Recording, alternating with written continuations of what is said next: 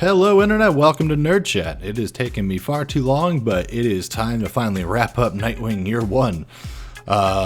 So we just had issue 5 last week. If you have not seen the rest of this series, there are 6 parts in total, this being the last one.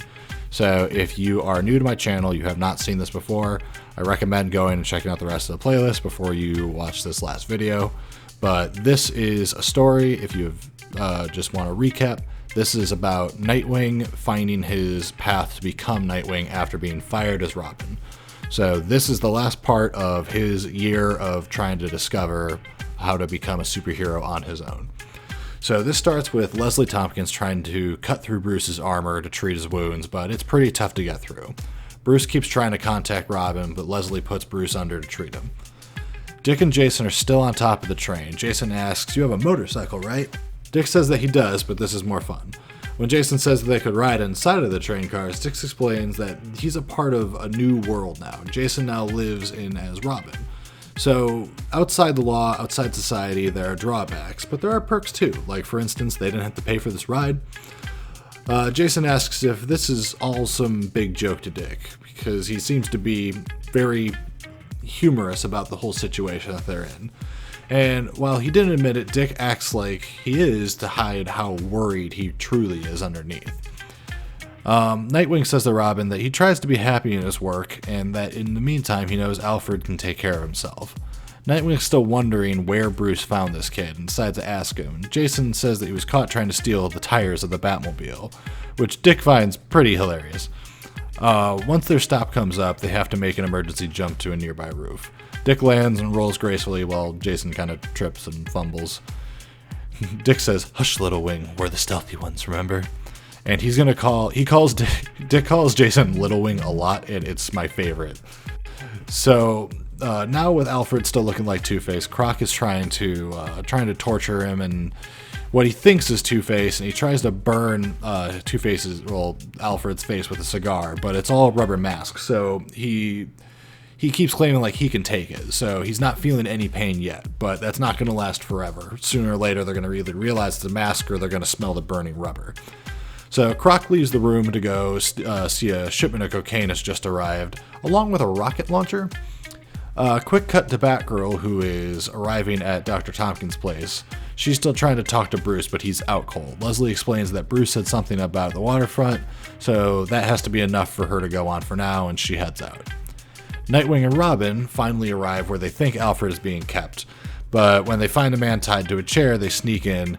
Jason almost blows the whole thing by sneezing, and Dick stops him by saying, "Hush, little wing." Like I said, it's my favorite nickname. They drop down to see Two-Face, where Dick is a flashback of not too terribly long ago when he suffered a pretty hefty beating from Harvey Dent. So Dick demands to know where Alfred is, or he'll beat Dent worse than he had gotten. So Alfred says, back in his normal voice, "I thought you were raised to display better manners, Mr. Richard." So the boys fade into shadows because 2 guards are trying to come in, and they're trying to turn over to Two-Face's side, like they want to leave Killer Croc and go work with Two-Face if they let him out. But Nightwing and Robin pop out and take him down by surprise. So they finish untying Alfred, but Croc and the rest of his men rush in. So Croc tries to fire his rocket launcher, but Alfred tackles him, causing him to miss. So the explosion pretty much tells Batgirl exactly where they are, since she was close enough in the area. The boys both kick Croc out the window and chase after him. Jason asks if all the fights are going to be in warehouses, and Dick says sometimes it's sewers or rooftops. But Jason also asks Dick what's the strangest fight Dick ever, where the strangest fight Dick ever had was. And Dick replies saying it was on the keys of a giant typewriter. So, struggling to find Killer Croc, Robin shouts out to mock him, calling him Gator Butt. And Croc topples over the crates. They were all the crates that they were standing on, and a whole bunch of toys fall out. Jason comments, "It's not a typewriter, but still weird, right?" So, in Dick's narration again, he asks if he was ever really that chatty. He knew that he talked, but this much? So Nightwing then throws some batarangs and shouts for Robin to get down, and Dick is shocked to realize that he called Robin by his name, what used to be his name.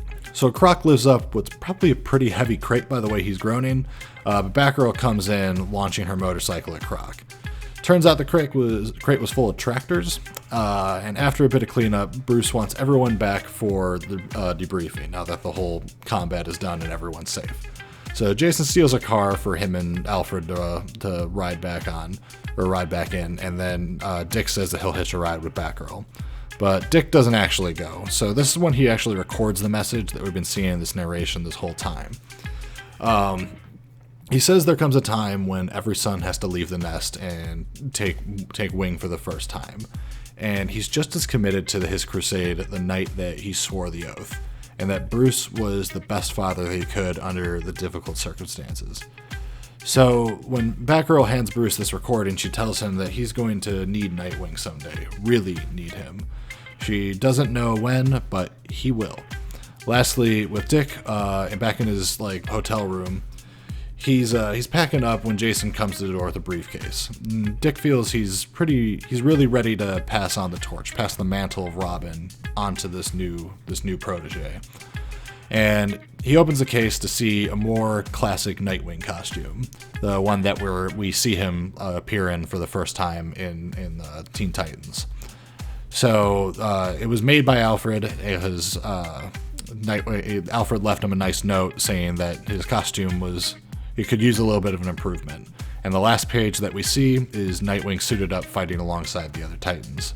And that's when the story comes to an end. So I really, really like this story. I've always really appreciated Dick Grayson as a character. Him being Batman's first sidekick. I've always liked Batman and Robin far more than I've just liked Batman. Especially growing up, naturally I understood Robin a lot better. He was something that I could relate to a lot more, since he was this kid who, fighting alongside, all the superheroes that I already looked up to. He was someone that could, which was the whole point of him. It's why they had the sidekicks to begin with, for the kids to identify with. And I really did.